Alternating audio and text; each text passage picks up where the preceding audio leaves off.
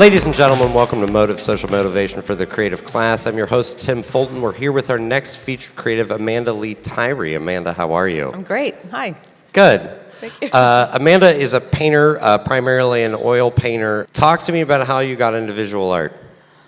My dad is an artist, so I grew up watching him pinstripe cars and make his science fiction fantasy art.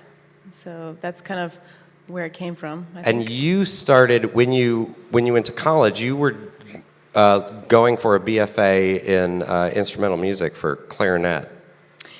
I was going for a music degree. Yeah, I got a scholarship to go to OSU for music, but then I fell in love with the art of Fioris West, who is my mentor, and I switched 2 years in.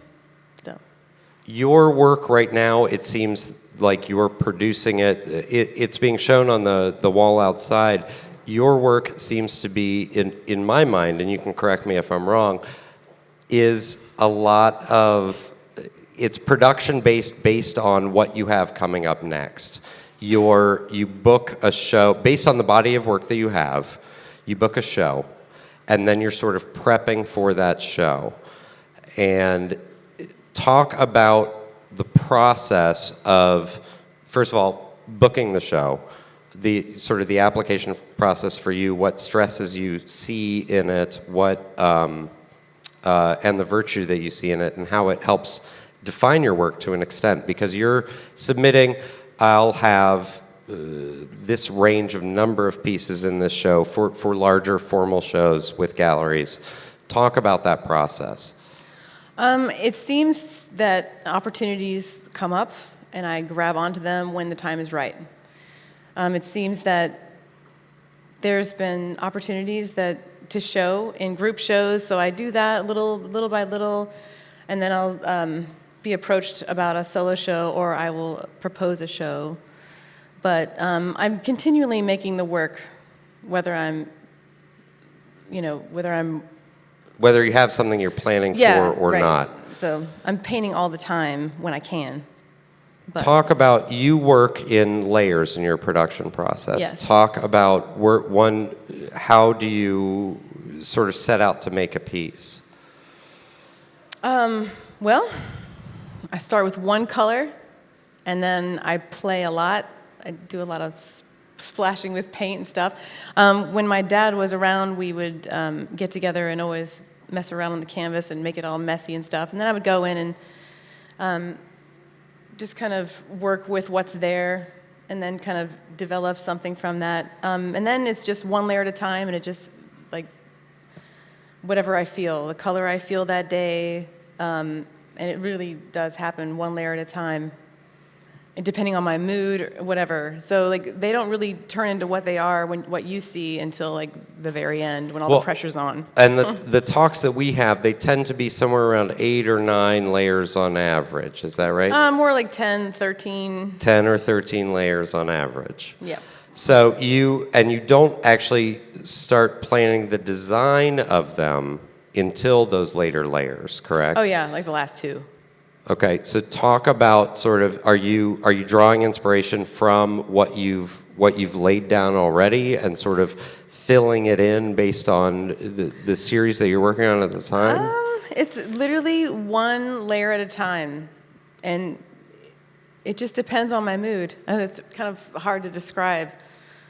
I really have no idea what I'm doing, except for what color I feel that day, and it can seriously, anytime I ever plan something, it never ends up the way I plan it, ever. So I just kind of don't try. You don't plan it at all. I just do it. I play and paint every day, and sometimes it looks pretty. So how long, the average piece, your number of hours that you're spending on it? 6 months.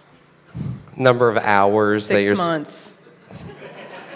6 months. 6 Good. months. Talk to me about... Each. So talk about you have a craft that you've honed and that you've built through education and through practice. Talk about the business end of it and how, the pricing of the pieces. I pretty much just do square foot, like price by square footage.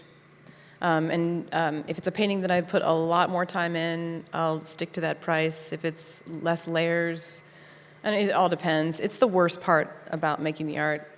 I hate talking about that part. Well, well, let's talk about it then. I mean, I'll talk about it. I just hate doing it. That's what I meant. What struggle do you find in that? Is it simply, I don't like putting a price on the work that I do? I want it to be affordable for everyone. But, like those quilters that they put like their entire life in a quilt, and it turns out to be 25 cents an hour, it's kind of like that. I put like 6 months of my life into one painting.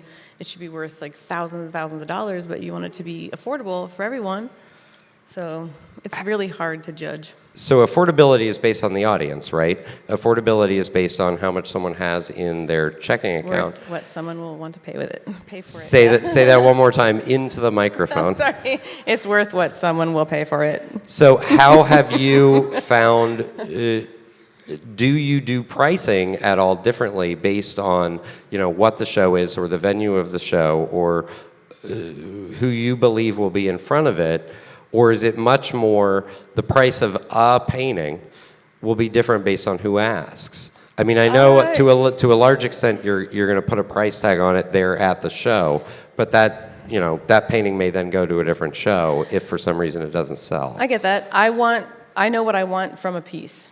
I know what I put into it, and I know a price that I want for it. If my friends ask me for it, then obviously it's going to be cheaper. If a gallery wants it, it's going to be what they want to mark it up as.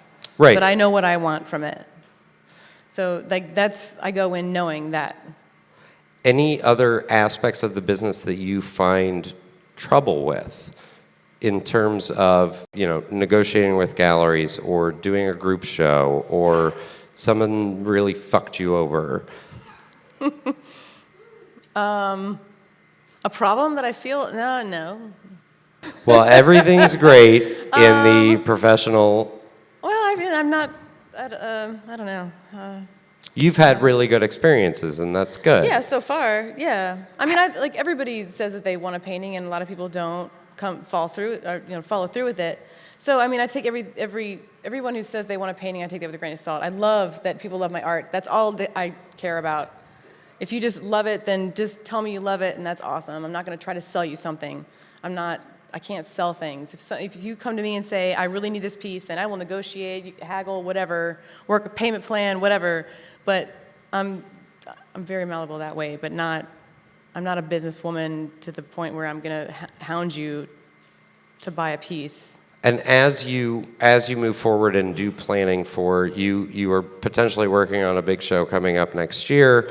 How do you do is your planning simply based on the opportunities that come in front of you and then say, well, I think I could get that, and so I'm going to go after that. I'm not going to count on it, but how do you do you have to do forecasting for yourself in order to sustain? I work better under pressure, for sure.